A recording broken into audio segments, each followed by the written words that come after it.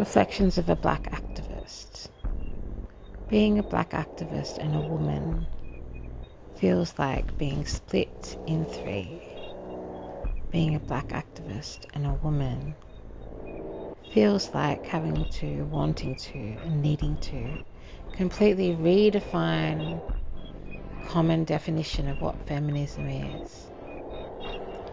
The women's rights movement came out of and grew out of and was completely inspired by the Black rights movement that it started and changed the world beforehand.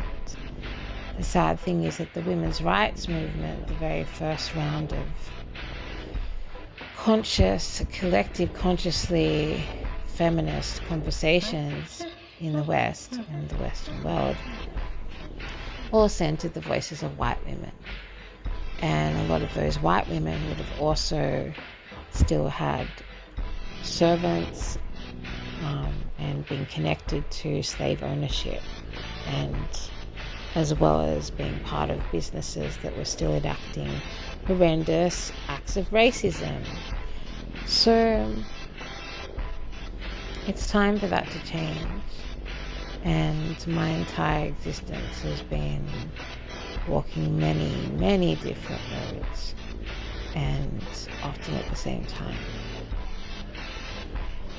So until women and feminists start realizing how important it is and how the core of human rights being violated is hinged on, scaffolded on, built on the colonizers' entitlement to invade Black people, First Nations peoples, lands, homes, their very bodies, their very soul, their very spiritual existence, their culture.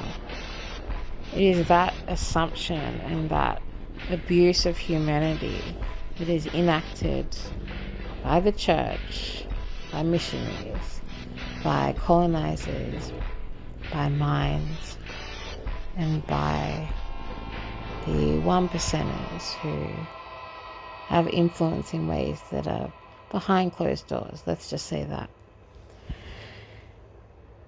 Until people start connecting those dots, feminism will continue to be an element and a tool that can be used as part of the problem. So, yeah, wake up. Reflections of a Black activist. Willurai by Bernie.